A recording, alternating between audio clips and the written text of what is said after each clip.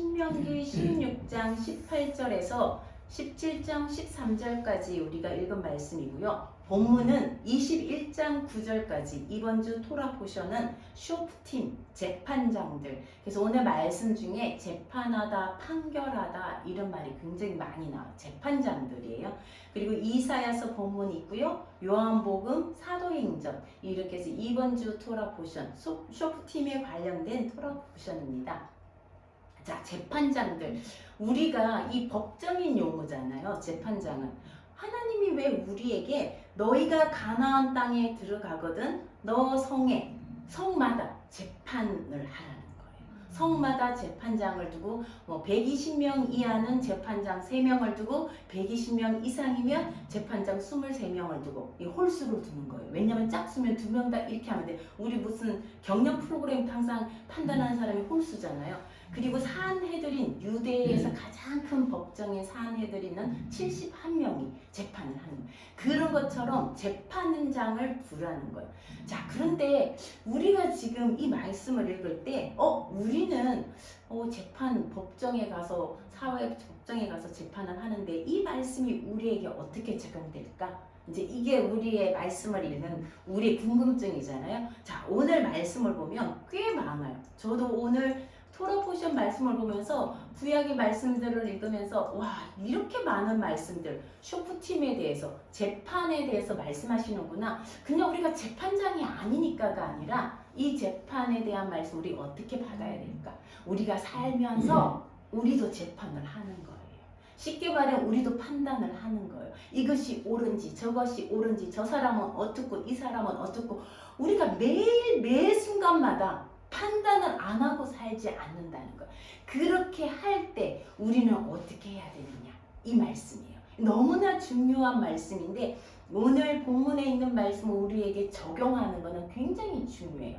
우리가 수시로 판단하지 않고 비판하지 않고 정죄하지 않고 사는 법. 이것이 어떻게 살아야 우리가 사람을 볼 때에 이런 하나님이 오늘 말씀하신 쇼프팀의 말씀대로 살 것인가? 너무나 중요한 말씀인데 이 구약의 말씀만 읽으면요. 우리 이거 다 못 지키는데 이거 너무 힘든데 오늘 아마 그렇게 여러분 숨이 이거 어떻게 다 지키나? 이런 생각이 들 거예요. 한번 구약의 말씀을 먼저 보고요. 그 말씀에 대한 해답들을 또 한번 찾아보려고 해요. 자, 구약에 전반적으로 한번 말씀을 몇 가지로 한 4개로 보면요. 재판장은 의를 따라서 의로운 것, 정의, ጼ데크라 그러는데요. 정의가 뭐냐, 의로움이 뭐냐는 거예요. 성경에서 말하는 의로움은요, 하나님의 입에서 나오는 말씀이에요. 그것이 하나님이 하시는 일이 의로우신 거예요. 하나님이 사람을 판단하실 때 그것이 의로운 거예요. 자, 그 의로움을 어떻게 이루신 건가는 또 신약에 우리가 말씀하시는데 무법하지 말라. 우리 성경에는 무법하지 말라고 제가 가진 성경 함부로 하지 말라. 하나님 말씀을 따라서 예를 들면 여기서 재판을 했는데 우리가 몰라서 좀 더 큰 데 가서 재판을 받을 때 그 사람들이 한 말, 그들이 하나님 말씀대로 판단한 것을 함부로 너희가 좌로나 우로나 치우치지 말라는 거예요. 우리 지난주 토라 포션 제목 혹시 기억하세요? 눈으로 보다는 거였거든요. 뭐죠? 르에, 좀 어려운 말이에요. 그죠? 르에인데 하나님 보시기에 우리 눈에 보이는 대로 하지 말라는 건데 오늘 그 말씀이에요. 너희가 보는 대로 저 사람을 네 눈이 보고 네 귀가 들린 대로 판단하지 말라는 거예요. 하나님의 눈에 바르게 판단하라. 오늘 그 말씀의 연속이에요. 쇼프팀이란 건요. 하나님의 시선으로 그 사람을 보라는 거예요. 어떻게 하나님의 시선으로 보느냐? 오늘 말씀에서 이 르에의 말씀을 쇼프팀이 이제 적용하는 거예요. 자, 재판장을 주는데 구체적으로 뭐라 그러냐면 하나님의 제단 옆에 아세라 나무를 심지 말라는. 아세라 알죠? 아세라 신. 그 당시 바알 신 아세라 신인데 아세라 나무가 있나 봐요. 우리는 아세라 상만 생각하는데 아세라 나무를 심어놓고 그 나무가 번영을 준다 이런 거. 어떤 나무든지 하나님의 제단 옆에 너희가 생각하는 신, 다른 신들을 상징하는 것들을 심지 말라는 거예요. 그리고 하나님이 미워하는 어떤 상, 석상, 주상, 뭐 우상 그런 걸 세우지 말라는 거예요. 그리고 너희가 하나님께 예배할 때 흠이 있는 양을 가져오지 말라. 이런 것도 재판, 쇼프팀에 들어가는 말씀이에요. 우리가 하나님께 예배할 때, 우리가 헌금할 때 그 생각하면 돼요. 정말 내가 수고하여 번 돈으로, 그죠? 헐먹고 정결하다는 그런 거. 옛날에 유대인들이 양을 제사 드릴 때는요, 그 양을 샅샅이 조사해요. 어디 흠이 있나, 어디 결점이 있는지 안 되는 거예요. 다리를 전다든지 피부병을 앓는다든지 안 되는 거잖아요. 그런 것처럼 우리가 하나님께 예물을 드릴 때도 그렇게 한다는. 그 다음에 혹시나 악을 행한 사람이 있으면 우리 그렇잖아요. 한 사람 말만 듣고 판단하지 말라. 우리도 마찬가지예요. 저도 상담하다 보면 주로 상담에는 가해자가 올까요? 피해자가 올까요? 그쵸? 우리 엄마가 이렇게 했어요. 우리 남편이 이렇게 했어요. 우리 아내가 이렇게 했어요. 다 피해자들이 오는 거예요. 그 사람 말만 들으면 그 사람 말이 옳은 거예요. 근데 상담자는요, 그 판단을 못해요. 판단하는 자가 상담자가 아니에요. 그 사람 말을 듣고 이해하는 거예요. 그냥 공감해 주는 거예요. 아, 그게 무슨 상담이 되느냐. 판단을 해줘야지. 항상 부부 상담 올 때는요, 내가 옳은지 너가 옳은지 상담자님 듣고 판단해 주세요. 우리가 재판장이 아닌데 상담장 재판장이 그럴 때 제일 힘들어요. 자, 우리 한 사람 말만 들으면요, 그 사람 말이 다 옳은 것 같아요. 성경에도 절대로 한 사람 말만 듣지 말라는 거예요. 왜? 사단은요, 우리를 항상 고소하고 있다는 거예요. 그래서 한 사람이 고소하면요, 이 사단이 있고 이렇게 되면요, 한 사람 말만 듣고 하면 이 악쪽으로 가게 되는 거예요. 두 사람 말을 듣고 두세 사람 말을 듣고. 왜냐하면 사단은요, 우리 마음속에 저 사람 늘 정죄하게 만들어요. 하나님 앞에서 밤새도록 사탄이 하는 일은요, 하나님 저 사람 잘못했어요. 그게 우리한테는 뭐라고? 죄책감으로 오는 거예요. 아, 오늘 나 교회 안 갔는데, 오늘 헌금 안 드렸는데. 사단이 늘 우리에게 죄책감, 물론 양심이라는 게 있기도 하지만 때로는 하나님이 우리를 죄를 깨닫게 하지만 사단은요, 항상 우리를 정죄하게 만들어요. 저 사람을 보면서 정죄하게. 이게 사단이에요. 그래서 한 사람의 증언만으로 하지 말고 두세 사람의 증언으로. 너희가 판결하기 어려운 일이 있을 때는 어떻게 하라고요? 좀 더 큰 곳에, 하나님이 택하신 곳에, 그 하마콤에 가서 판결을, 재판을 들으라. 자, 이때까지 또 말씀이, 아, 쇼프팀이 참 어렵구나, 이 생각이 들죠. 그들의 말을 듣고 함부로 판단, 함부로 무법하게 행하지 마라. 자, 또 7장으로 넘어가면요, 너가 하나님이 주시는 땅을 차지하고 살 때, 지금은 아니에요. 너희가 지금은 가나안 입구에 있어요. 너희가 들어가서 그 땅을 차지하고 살 때에 이방 나라들 보니까, 아, 다 왕이 있네. 그런데 유대인들은 왕이 없는 거예요. 이스라엘은 왕이 없는 거예요. 모세가 왕은 아니었잖아요. 그죠? 모세가 이제 죽을 거예요. 여수아가 데려갈 거예요. 여수아 왕이 아니에요. 근데 이방 나라들은 다 왕이 있네? 암몬 왕, 모압 왕, 가나안의 7족속 다 왕이 있어요. 너희가 왕을 세우려면 어떻게 하라는 거예요? 하나님이 택하신 사람을 세워라. 그리고 이방 사람은 안 된다. 너희 친족 중에서 왕을 세워라. 그리고 그 왕이 세 가지를 갖지 말라고. 많이 갖지 말라 그래요. 갖지만 너무 왕이라고 해서 그 세 가지를 너무 많이 갖지 말라는 게 세 가지가 뭘까요? 첫 번째는 뭘 많이 갖지 말라고 그러는 거예요? 7장 16절에 말을 많이 갖지 말라. 지금 말하면 뭐예요? 최신 무기, 핵무기 같은 거예요. 전쟁을 위한 말을 많이 갖지 말라는. 말은 파워예요. 힘이에요. 이 말을 많이 가지면, 북한도 요즘 그렇잖아요. 핵무기가 있으면 하나님 필요 없어요. 그죠? 그 핵무기, 그게 힘이 된다는 거예요. 왕은 말을 많이 갖지 말고. 두 번째 많이 갖지 말라는 게 뭐예요? 아내를 많이 갖지. 왕은요, 아내를 많이 갖지 말라는 거. 왜? 그 아내들마다 자기 신들을 다 데리고 오는 거예요. 자기 신들을 다 섬기는 거예요. 그래서 왕궁에 무슨 페니키아 신, 아세라 신, 뭐 몰렉, 온갖 신들을 다 들어오기 때문에 네 마음이 하나님을 떠나게 된다. 그래서 아내를 많이 두지 말라고. 세 번째는 은과 금을 많이 두지 말라는 거. 돈을 의지하지 말라는 말라는 거예요. 자, 사치를 부리지 마. 우리도 마찬가지예요. 돈이 많으면 하나님이 필요 없게 돼요.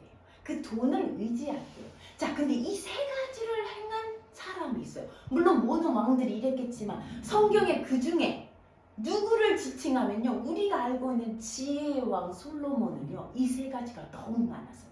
말이 너무 많았어요. 이집트에서 말 가지고, 이디오피아에서 말 가지고, 레바논에서 말 가지고, 말이 얼마나 많은지 그 말을 관리하는 사람도 무지기수 많았어요. 자, 두 번째, 아내. 솔로몬의 아내가 몇 명이에요? 수도 없어. 아내만 300명? 후궁이 700명. 그러니까 솔로몬은요, 수도 없는 아내와 후궁을 가졌어요. 그 우리가 지혜의 왕인데. 그 다음 세 번째, 은금은요, 솔로몬 시대 은금은요, 자갈처럼 많았대. 그 정도로 돈이 많았다는 거예요. 자, 하나님이 이 왕들에게 뭐라 그러냐면, 너가 그렇게 하면 20절에 그의 형제들보다 그의 마음이 높아져서 교만해져서 왼쪽으로나 오른쪽으로 치우치게 된다. 그리고 그의 자손이 그 왕국에 앉는 날이 짧아진다. 솔로몬 다음에 어떻게 됐어요? 남유다와 북이스라엘이 분열이 된 거예요. 하나님 말씀이 그대로 일어난 거예요. 솔로몬이 수많은 마병과 말과 아내와 돈과 금과 은을 둘 때 유명한 왕이지만 정말 하나님 앞에 지혜를 받은 왕인데요. 이 세 가지를 다 가질 때 그 다음 자손이 분열이 된 거예요. 나라가 두 쪽으로 나누어진 거예요. 자, 우리에게도 마찬가지. 이 왕이 되면요, 뭘 하라고 그러냐면 성경을, 토라를, 그러니까 창세기에서 신명기까지 필사를 해야 돼요. 왕은 직접 서기관은 보는 앞에서 성경을 필사하고 그 옆에 놔두고 자기 왕위에 있는 때만 아니라 평생 동안, 왕에서 물러나도 평생 동안 그 말씀을 읽으라고 그래요. 자, 우리도 왕 같은 제사장이잖아요. 하나님 이 말씀은요, 꼭 왕이 되는 사람이 아니라 우리도 왕 같은 제사장인 우리에게도 동일하게 하시는 말씀이에요. 그죠? 우리가 뭘 의지하느냐는 거예요. 솔로몬처럼 말과 아내와 은과 금을 의지하느냐는 거예요. 아니라는 거예요. 말씀을 늘 우리 앞에 두고 매일 그 말씀을 묵상하는 그 얘기라는 거예요. 자, 그 다음에 계속 제가 말씀만 하고 너무 이걸 안 했네요. 자, 아까 이 부분에 안 했던 게 재판장을 두고 재판을 굳게 하지 말고 사람을 외모로 취하지 말고. 우리도 마찬가지예요. 사람을 보고요, 동일한 잣대를 요 사람에게는 요렇게, 뭐 내가 하면 뭐 로맨스고 남이 하면 불륜이고, 이것처럼 내가 하면 선물이고 남이 주면 뇌물이고, 이게 그 잣대인 거예요. 사람 얼굴을 보고, 아, 저 사람 돈이 좀 있는 사람이네. 그 사람 앞에서는 우리 판단이 달라져요. 그렇게 하지 말라는 거예요. 뇌물은 지혜자의 눈을 어둡게, 우리 지난주에 르에라 그러죠. 우리 눈에 할례를 받아요. 우리 눈이 어두워진다는, 뇌물은 그렇게 만든다는 거예요. 자, 그리고 왕을 세우려면 어떻게 하라고 했어요? 내 형제 가운데서. 자, 이 말씀이요, 신약에 다 이루어져요. 이따가 얘기할게요. 그 다음에는 내 하나님 앞에서 완전하라. 탐임. 아까 우리 허미숙 집사님 기도할 때처럼 우리가 하나님 앞에 흠도 점도 없이 어떻게 탐임할까? 우리는 원래 죄가 많은 사람인데 바로 하나님이 우리와 함께 할 때 내 허물을 덮어주는 거예요. 내가 정말 흠이었고 옛날에 그 양반들처럼 정말 그죠, 그런 걸 많이 추구했죠. 근데 인간은 그게 안 되는 거예요. 우리 인간은요, 흠과 점이 없을 수가 없어요. 결정이 없을 수가 없어요. 하나님이 우리를 덮어주시는, 그 덮어주신 분이 누구예요? 예수와의 그 보혈로 덮어주실 때 하나님 앞에 완전한 거예요. 신명기 18장 13절에 너는 하나님 앞에 완전하라, 이렇게 말해요. 그리고는 또 뭐라고 돼 있냐면요, 완전한데 너희가 그 나라에 들어갈 때에는 그 나라 사람들이 하는 일을 따라하지 말라는 거예요. 그 나라 사람들은 몰렉 신을 섬겼어요. 그 자녀들을, 어린 자녀들을 몰렉 신상을 만들어 놓고 그 밑에 불을 떼고 몰렉 신이 뜨거워질 때 아이를 거기다 올려요. 말이 돼요? 아이를 제물로 드려요. 인신공양을 했어요. 너희는 그렇게 하지 말라는 거예요. 우리도 마찬가지잖아요. 요즘 성공을 위해서 그들이 왜 그랬겠어요? 그들을 사랑하는 사랑하는 자녀를 왜 몰렉 신에게 그 뜨거운 석상을 달궈놓고 그저 노쇠로 만든 그 석상을 우상을 달궈놓고 거기다 아이를 바쳤겠어요? 번영이에요. 번성이에요. 우리도 어쩌면요 번성과 성공을 위해서 우리 자녀들을 내몰고 있지는 않은지 세상 가운데로 이거 잘 우리가 들어야 돼. 그 다음에 점치는 거. 자, 우리 뭐 점치는 게 기독교인들도 새해만 되면 그죠? 뭐 전부 토정 비결 이거 다 해요. 점치고 죽은 자 초혼이라는 거 들어봤죠? 죽은 사람의 영혼을 불러내 가지고 묻는 거. 옛날에 사울왕도 그랬잖아요. 그런 것들, 요술 행하는 것들 하나님 하지 말라 그러는 거예요. 하나님은요 그렇게 말씀하지 않는다는 거예요. 하나님은 우리에게 물론 때로 점쟁이 무당들도 옳은 소리 하더라고요. 근데 예수 믿어야 된다고 그런 옳은 소리 하는 무당들도 많은데 하나님은 그런 사람들 통해서 우리에게 예언하지 않으신다는 거예요. 그럼 누구를 통해서 하시느냐? 오늘 말씀의 핵심은요 신명기 18장 15절과 그리고 18절이에요. 15절 한번 읽어볼까요? 시작. 내 하나님 여호와께서 너희 가운데 내 형제 중에서 너를 위하여 나와 같은 선지자 하나를 일으키시리니 너희는 그의 말을 들을지니라. 이거는 모세가 한 말이에요. 하나님이 너희 중에서 점쟁이 찾아가지 마라. 복수를 하는 사람, 기류용을 말하는 사람, 마법하는 사람, 이상하게 뭐 커피점 터키가 뭐 커피점을 가요. 커피점 보는 사람, 뭐 하늘의 구름 모양을 보고 예언하는 사람, 그런 사람들 하나님 그렇게 말씀하지 않는다는 거야. 그리고 뭐예요? 너 형제 중에서, 유대인 중에서, 이스라엘 중에서, 너의 친족 중에서 나와 같은 선지자, 모세와 같은 선지자를 하나님이 주시겠다는 거야. 주셨어요. 수많은 선지자, 모세와 같은 선지자를 주셔서 그들의 말을 듣게 하라는 거예요. 자, 그리고 18절도 읽어볼까요? 시작. 내가 그들의 형제 중에서 너와 같은 선지자 하나를 그들을 위하여 일으키고 내 말을 그 입에 두리니 내가 그에게 명령하는 것을 그가 무리에게 다 말하리라. 하나님이 말씀하신 거예요. 너와 같은 모세 너와 같은 선지자를 내가 둘 거다. 그리고 그 사람 입에 내 말을 둘 것이다. 예레미야도 이사야도 수많은 선지자들이 이런 사람들. 그런데 궁극적으로요 이 말씀은요 누구를 향한 말씀일까요? 너와 같은 선지자 하나를 일으킨다. 예수한 거. 물론 모든 선지자들 맞아요. 근데 완성은 예수인 거예요. 예수님인 거예요.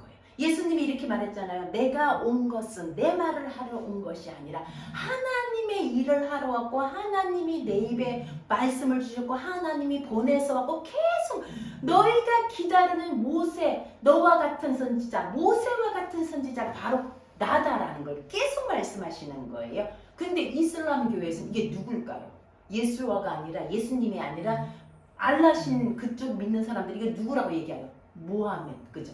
모하메시라고 마호메스라고 하고 모하메드가 이 예언자라는 거예요. 성경에는 예수 모세와 같은 예언자를 하나님께 본. 근데 성경에는요 거짓 예언 지금도 많아요. 거짓 예언자들, 거짓 선지자들. 이사야 예레미야 27장 한번 볼까요? 여러분은 성경 거기 제가 많이 갖다 놨어요. 예레미야 27장에 보면요 거짓 선지자 하나냐 그러니까 하난 이름은 되게 좋아요. 하나님의 은혜요. 은혜예요. 자, 예레미야 27장, 28장 보시면요. 예레미야 27장 2절에 우리 혹시 권사님 찾으셨으면 우리 27장 2절. 네, 그 앞에 성경 많으니까 한번 찾아보세요. 네, 27장 2절. 예레미야.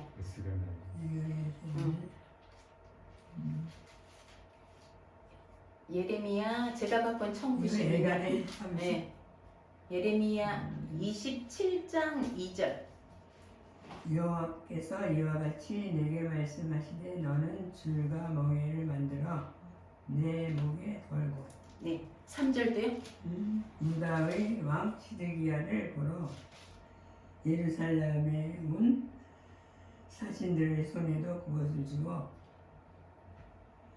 에돔의 왕과 모함의 왕과 암몬 자손의 왕과 두로와 두로의 왕과 시돈의 왕에게 보내며 네, 4절까지. 그들에게 명령하여 그들을 주에게 말하게 하기를 만군의 여호와 이스라엘의 하나님께서 이와 같이 말씀하시되 너희는 너희 주에게 이같이 전하라. 네, 무슨 말이에요? 하나님이 예레미야에게 선지자라는 게 참 삶이 어려워요. 예레미야는 특히나 눈물의 선지자라고 그러잖아요. 하나님이요, 이상한 걸 참 많이 시키셨어요. 2절에 뭐라 그랬어요? 너는 줄과 멍에를 만들어서 내 목에 걸어라. 그리고 이것을 왕을 보러 온 예루살렘에 온 다른 족속들에게도 이 말을 전해라는 거예요. 이게 무슨 말이에요? 이스라엘이 하나님의 말씀을 언약을 버려서 너희가 바벨론에 이렇게 멍에를 메고 시드기야 왕이 그들이 멍에를 메고 바벨론으로 끌려갈 것이다 라는 거예요. 그죠? 자, 6절 우리 송옥희 권사님 혹시 6절 읽으실 수 있어요? 예준이가 옆에 있긴 하네요. 안 돼요. 우리 허경선 집사님 6절.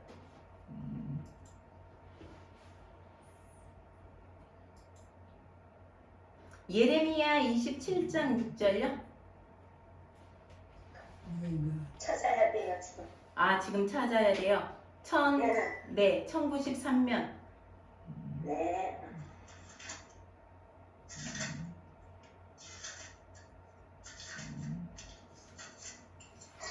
잠깐 미안합니다.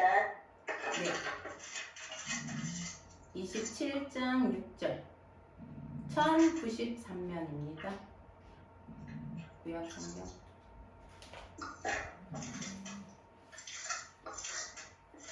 그리고 허미숙 집사님이 26장 8절을 나중에 읽어주세요. 26장 6절. 17장. 27장 6절. 67장 6절이요. 네. 죄송합니다.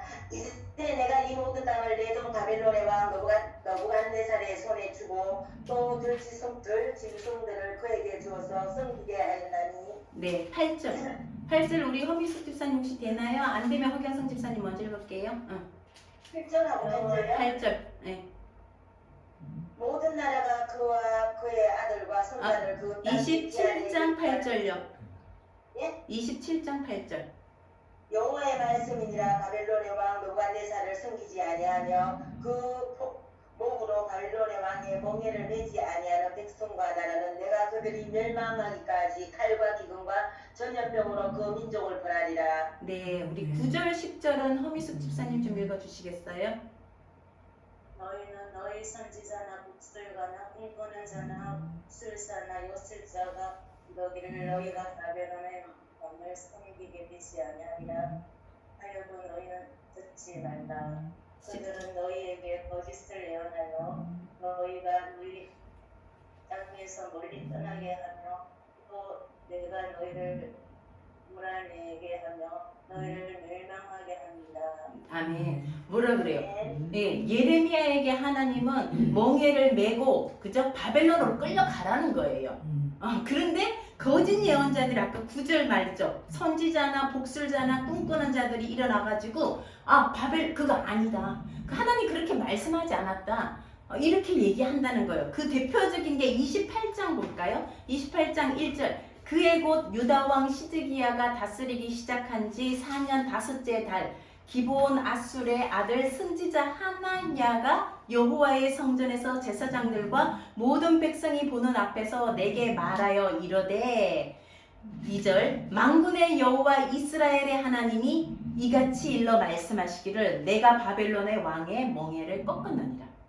예레미야는 뭐라 그랬어요? 멍에를 졌다 그랬죠. 근데 거짓 예언자 하나야는 아니라는 거예요. 예레미야 너 잘못 들었다. 하나님이 이 멍에를 꺾었다. 우리 바벨론 포로로 안 된다라는 거예요. 그렇게 얘기한 거예요. 자, 28장 볼까요? 28장 12절. 선지자 하나야가 선지자 예레미야의 목에서 멍에를 꺾어버린 후에 여호와의 말씀이 예레미야에게 임하니라. 너는 가서 하나냐에게 말하여 이르기를 여호와의 말씀에 내가 나무 멍에들을 꺾었으나 그 대신 쇠 멍에들을 만들었느니라. 예레미야가 예언하니까 너 틀렸다고 말한 하나야가 그렇게 하니까 하나님이 거짓 예언자예요. 하나님의 말씀을 내게 주셨다고 말하는 사람이 얼마나 많은지 몰라. 하나야 그런 사람이야. 그러니까 하나님이 예레미야에게 나무 멍에 대신에 더 강한 꺾을 수 없는 쇠멍에를 너희는 바벨론으로 잡혀가게 된다. 70년 동안 그곳에서 포로로 섬기게 된다. 이렇게 말씀하시는 거예요. 그래서 요술자나 복술자 심지어는 거짓 선지자들이 많아요. 지금 이 시간에도 요즘 더 많이 나오는 것 같아요. 거짓 선지자들이 많아요. 우리가 하나님 말씀을 잘 분별해야 돼요. 오늘 아침에 잠깐 아침에 옥상에 있는데 이 태풍이 오니까 참 묘하더라고. 바람이 부는 바람의 모양이 평상시와 다른 거예요. 비도 좀 내리고 바람이 부는데 새들의 소리가요. 평상시 소리와 엄청 날카로운 거예요. 아, 우리가 느끼기에 태풍이 온다 그러니까 이 새들도 이걸 아나 보다. 근데 우리는 시대를 분별하는 눈이 없어요. 그래서 우리가 하나님께 정말 이 시대를 살면서 이 시대를 볼 줄 아는 새들도 미물들도 그죠? 이 현상을 보면 태풍이 오는 건 우리 생각에 인 것 같아요. 인 것 같은데 정말 우리는 시대를 볼 줄 알까? 그런 생각이 들어요. 자, 세례 요한을 한번 볼까요? 세례 요한은 하나님 보내신 선지자예요. 예언자예요. 예수님 이전에 정말 예수님의 오실 길을 예비한 예언자예요. 우리 요한복음으로 다시 한번 가볼까요? 요한복음 1장 19절. 이 요한복음 1장 19절.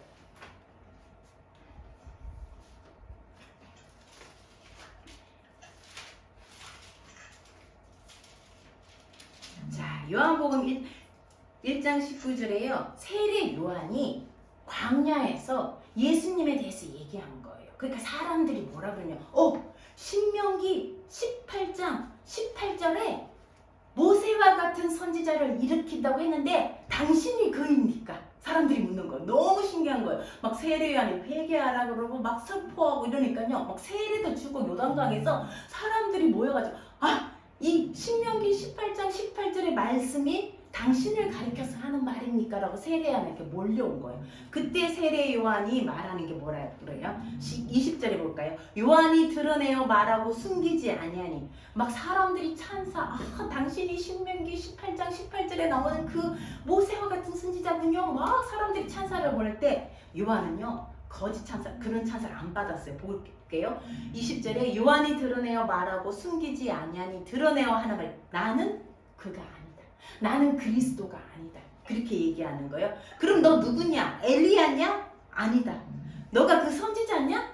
신명기 18장 18절에 나오는 모세와 같은 선지자냐? 그렇게 물으니까 나는 선지자가 아니고 이사야 선지자가 말한 것처럼 예수님이 올 길을 예비하라고 한 그 사람이다 얘기하는 거예요. 그리고 또 물어 이르되 25절에 내가 만일 그리스도도 아니고 엘리야도 아니고 그 순자자도 아닌데 네가 왜 세례를 베푸냐? 그러니까 26절에 요한이 대답하되 나는 물로 세례를 베풀지만 내 뒤에 오는 그분 나는 그분의 신발끈도 못 푼다. 그분은 불과 성령으로 너희에게 세례를. 이렇게 세례 요한은 진짜 선지자인 거예요. 예수님이 오신다는 걸 예언하고 그에게 아무리 많은 영광과 찬사가 와도 나는 그리스도가 아니라고 얘기하신 거예요. 그게 세례 요한이에요. 자, 신명기 18장 19절로 다시 돌아가면요. 하나님이 그 사람을 일으킬 거다. 모세 너와 같은 사람을 일으킬. 궁극적으로 그분은 예수한 거예요. 모세와 예수아가 닮은 점이 너무 많아요. 뭐 30가지 이상이라 그러는데 제가 몇 가지만 보니까요. 하나님이 이 모세와 같은 선지자가 예수아라는 걸 보면요. 400년 동안 이스라엘이 이집트 가서 노예로 섬길 때 400년이잖아요. 하나님이 침묵하셨어요. 그죠? 그리고 나서 모세를 세우셨어요. 예수님이 오시기 전에 여러분 알고 있는 이 구약과 신약 그 중간을 중간기라 그래요. 암흑기라 그래요. 말라기에서 마태복음 넘어오는까지가 400년 걸려요. 예수님이 오시기 전까지 400년. 그 똑같아요. 모세가 오기 전에 400년, 예수님이 오기 전에. 그리고 하나님이 보내신 자고요. 다 이스라엘 종족. 예수님 유대인이에요. 이스라엘 사람이에요. 그리고 그들은 모두 신실한 부모를 가졌어요. 그리고 이방인 통치자가, 그죠? 애굽에는 이방인 통치자, 애굽의 왕이, 그리고 유대 땅에는 헤롯이라는 이방인 통치자. 그리고 그들이 다 애굽으로 쫓겨갔다가 또 애굽에서 하나님 불러내요. 예수님도 태어나자마자 헤롯 대왕이 어린아이들 24개월 미만의 아이들을 죽이는 바람에 그 부모가 데리고 이집트로 가요. 애굽으로 가요. 그게 또 동일해요. 자, 그리고 그들이 다 왕이 될 수 있지만 모세도, 사실은 모세도 왕의, 그죠? 입양된 사람이지만 거절한 것처럼 수많은 그 공통점들이 예수님과 모세 사이에 있는 거예요. 그런데 예수님도 스스로 뭐라고 증언하느냐? 자, 요한복음 14장에 한번 볼까요? 제가 이거는 읽어드릴게요. 요한복음 14장 10절에서 11절인데요. 10절에 내가 아버지 안에 있고 아버지는 내 안에 계신 것을 내가 믿지 아니하느냐? 내가 너희에게 이르는 말은 내 스스로 하는 말이 아니라 하나님께서 내 안에 계셔서 그의 일을 하는. 그래서 너희가 하나님을 보려달라고 그러지 말아요. 나를 본 사람들은 하나님을 봤다. 근데 우리는 예수님도 못 봤어요. 그 당시 사람들은 예수님을 봤지만 우리는 못 봤어요. 우리는 오직 말씀밖에 없는 거. 하나님을 보여달라 하지 마라. 내가 하나님이 보내서 왔고 그리고 하나님 말씀이 내 안에 있다는 걸 계속 말씀하시는 거예요. 바로 예수님이 모세와 같은 선지자, 최종 선지자는 거. 그리고 새 성을 구별하는 말이 신명기에 다시 나와요. 너희가 가나안 땅에 들어가거든 실수로 사람을 죽인 자들이 도피할 수 있도록 새 성을 구별하고 이쪽에 3개, 6개의 그게 뭐예요? 도피성, 그죠? 미클라트를 하라. 그리고 내 땅에 무범 죄를 짓지 않은 사람의 피를 흘리지 말라. 이거 정말 많이 기도해요. 우리나라 땅에는요 정말 많은 사람의 피가 흐른 땅이에요. 이건 정말 광주 학살, 무슨 학살, 얼마나 하나님의 땅을 피로 더럽힌, 그죠? 우린 이걸 하나님 앞에 그 중보의 기도를 드려야 되는 거예요. 자, 이게 구약의 말씀이에요.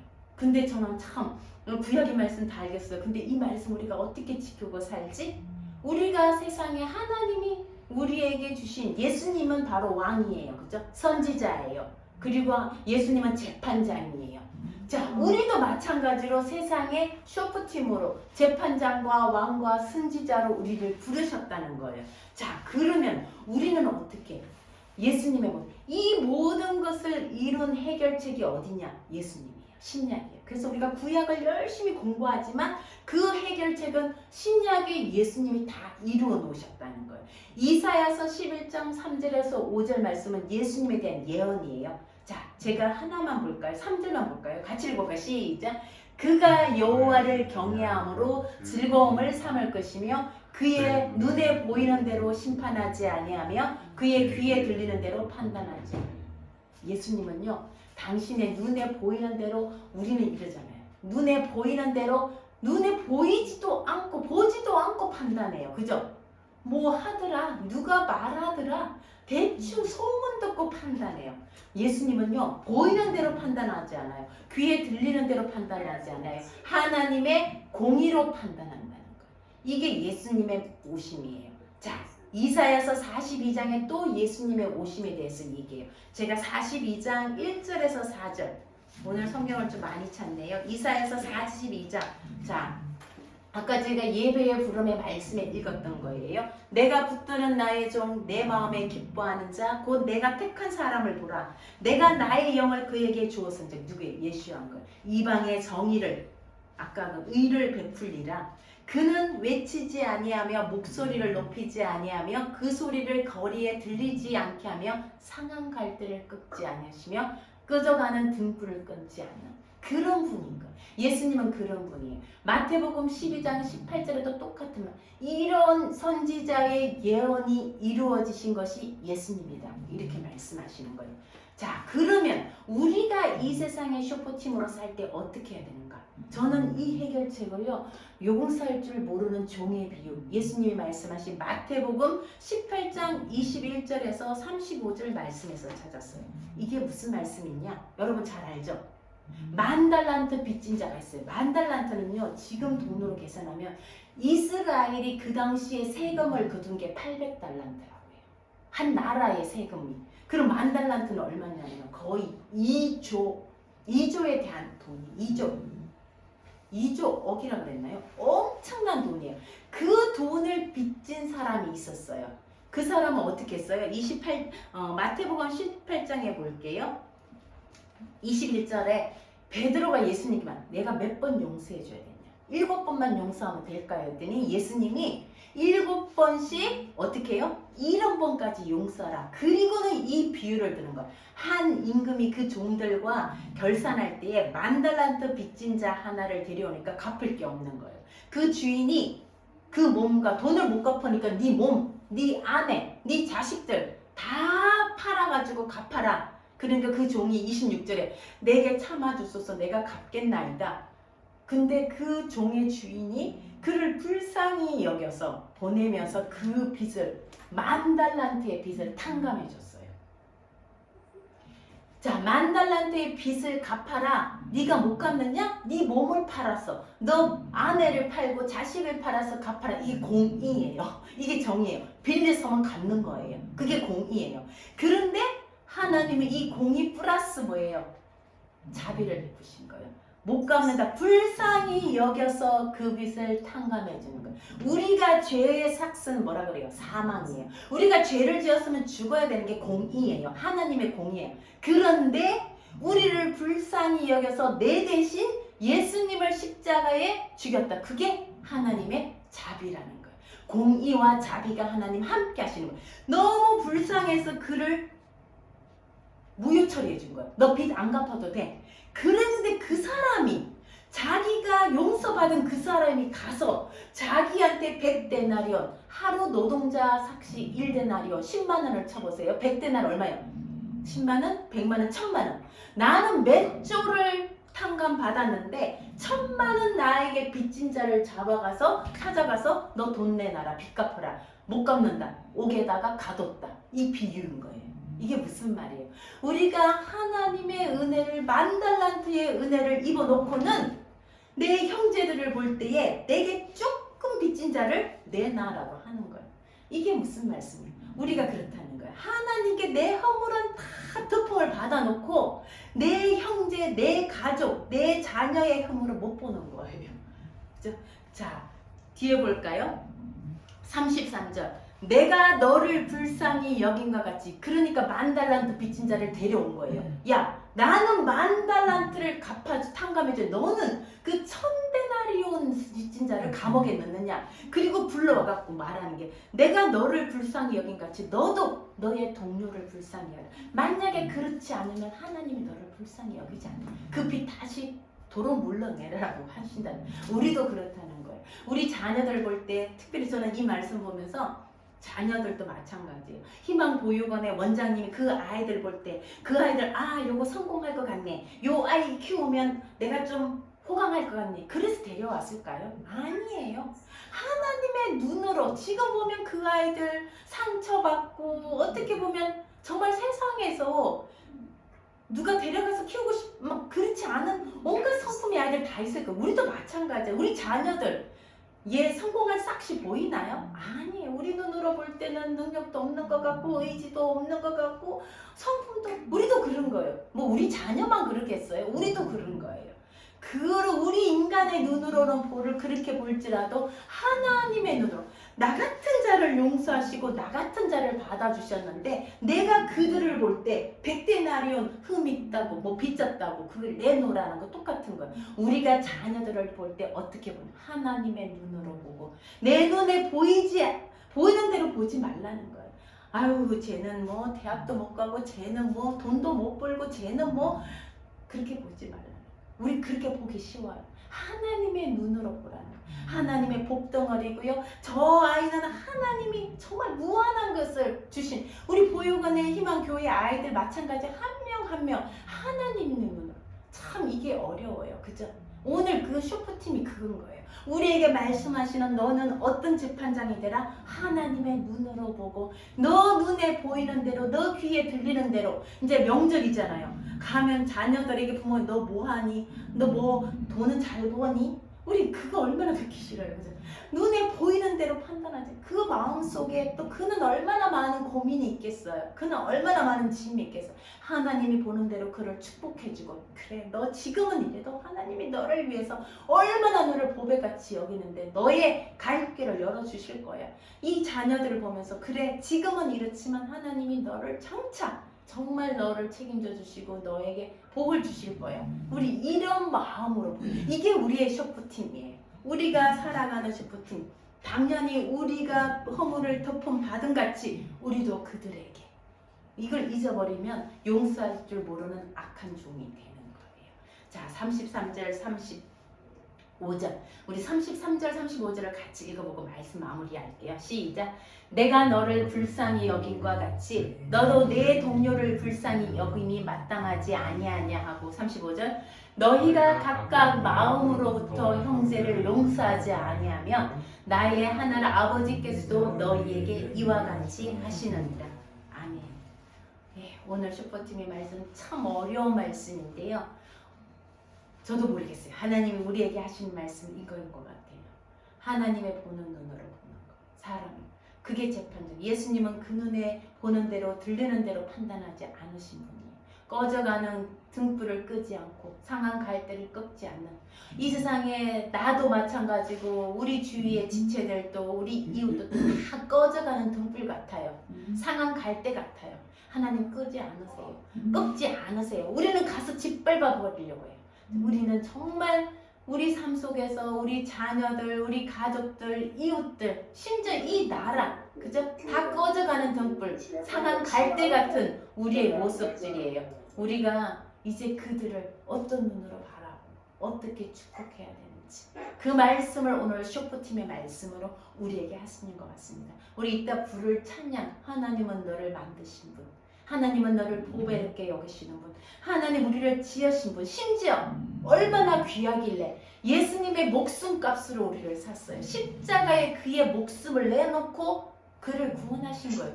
옆에 있는 분은요, 한번 보세요. 내가 보는 대로 보이는 그분이 아니에요. 저분은 예수님이 십자가에 그 생명을 내어놓고 사신 분이에요. 옆에 있는 자녀 보세요. 내 앞에 있는 가족들 보세요. 예수님이 그 생명값으로 사신 분이에요. 이거는 어마어마한 귀한 사람들이에요. 그 마음으로 우리 셰프팀의 말씀을 받고 한 주간 살아가는 저와 여러분 되기를 주님의 이름으로 축복합니다. 아멘. 하나님 감사합니다. 이 땅에 영원한 왕으로, 재판장으로, 선지자로 오신 예수와 또 다시 오실 예수와 그분이 하신 말씀들을 모두 이루어 주시고, 하나 우리가 거짓 예언자들은 그들이 하는 말이 이루어지지 않는다고 하는데 예수와가 하신 모든 말씀 이루어 주시고, 다만 이루어지지 않은 말씀은 그가 다시 오실 것이라는 그 말씀을 우리에게 이루어 가실 것인데, 하나님 오늘 우리의 왕과 우리의 재판장과 우리의 선지자로 오신 그 예수님은 상한 갈대를 꺾지 않으시며 꺼져가는 등불을 끄지 않는 쇼프팀이셨습니다.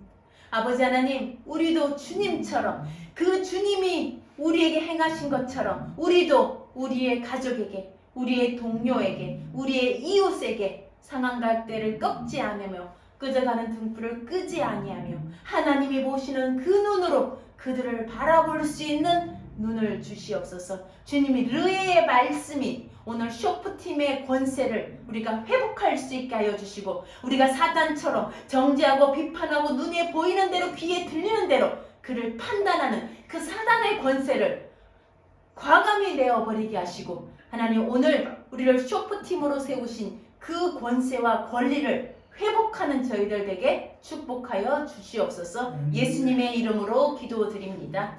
아멘.